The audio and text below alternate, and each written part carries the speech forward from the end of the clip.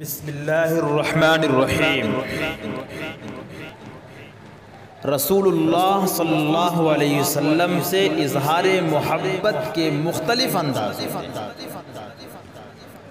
صحابہ کرام رضوان اللہ علیہم اجمعین سے بڑھ کر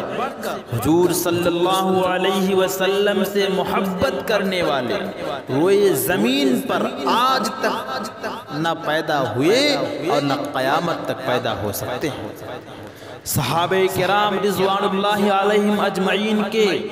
سید المرسلین صلی اللہ علیہ وسلم سے محبت کے انداز جدا جدا تھے۔ مثال کے طور پر سمجھ لیجئے کہ صحابہ کرام کا سب سے محبوب عمل حضور اقدس صلی اللہ علیہ وسلم کے چہرے کا دیدار تھا، لیکن سیدنا عمرو بن عاص رضی اللہ تعالیٰ عنہ فرماتے ہیں کہ رسول اللہ صلی اللہ علیہ وسلم کی عظمت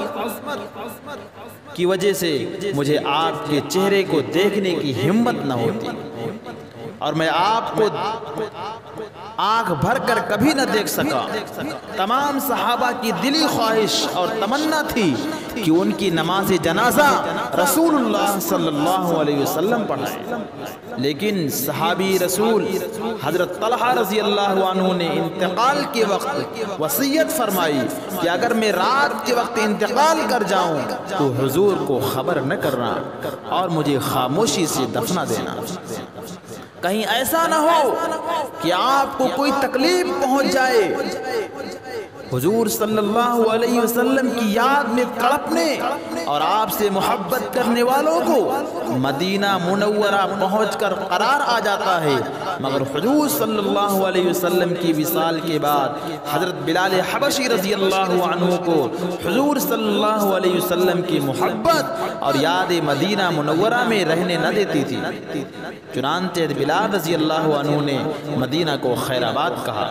اور ساری زندگی جہاد کرتے گزار دی اور دمشق میں انتقال فرمایا۔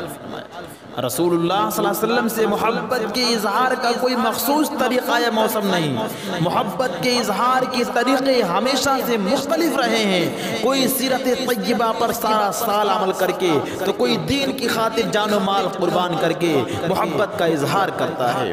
کوئی نور وحی اور علم کی طلب کو مقصد زندگی بنا کر تو کوئی غریبوں، لاچاروں، یتیموں اور بیواؤں کی دلجوئی کر کے عشق رسول کا اظہار کرتا ہے، کوئی سارا سال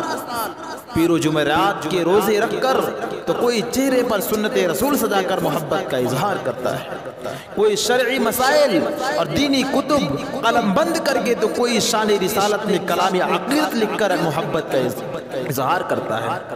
کوئی انسانیت کو قرآن کریم اور رسول اللہ صلی اللہ علیہ وسلم کے ارشادات سنا کر تو کوئی سید المرسلین کے مدح میں نعتیہ کلام پڑھ کر حب رسول کا اظہار کرتا ہے۔ ہر شخص اپنے طور پر اظہار محبت کا کوئی بھی طریقہ اختیار کر سکتا ہے، البتہ اتنا ضرور ہے کہ اظہار محبت کے طریقے میں کوئی خلاف شرع کام نہ ہو، کسی مسلمان کو تکلیف نہ پہنچائی جائے، نیز یہ بھی دیکھا جائے کہ وہ طریقہ خیر القرون یعنی حضور صلی اللہ علیہ وسلم، صحابہ کرام، تابعین کے زمانے میں موجود بھی تھا یا نہیں۔ لہذا ماہ ربیع الاول میں محبت کے اظہار کے کسی خاص طریقے اور کیفیت کو لازم سمجھنا اور اس طریقے کے مطابق محبت کا اظہار نہ کرنے والوں کے بارے میں یہ بدگمانی کرنا کہ ان کے دل میں محبت رسول، ان کے دل محبت رسول سے خالی ہیں، بڑی بدنیتی، خیانت، بدگمانی اور بہتان بازی ہے، جس سے اللہ اور اس کے رسول صلی اللہ علیہ وسلم نے سختی سے منع فرمایا ہے۔ اللہ تعالی ہم سب کو عمل کی توفیق مرحمت فرمائے، آمین۔ وآخر دعوانا الحمدللہ رب العالمین۔